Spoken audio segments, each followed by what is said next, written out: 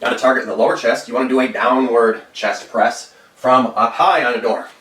You can again do this standing, okay? And just press down diagonally towards your lower chest.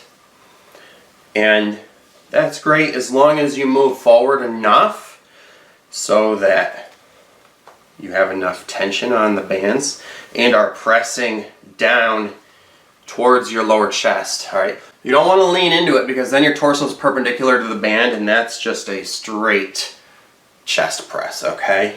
You want to be standing with your torso vertical and the band should be coming down diagonally so that you're pressing towards your lower chest. And you can again do this with twist.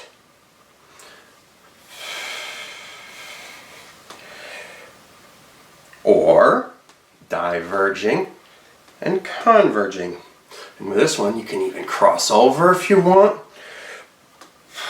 You can try pressing to different places. You could press out more straight or down more like that.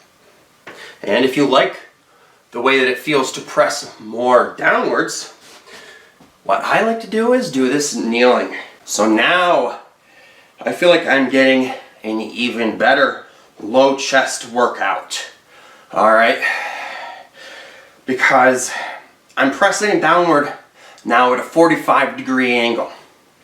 Okay, so I could feel this best in my low chest. All right, so this could just be how my body's calibrated. All right, but you will probably want to try those different positions to see which one you feel most in your lower chest, since everyone's different.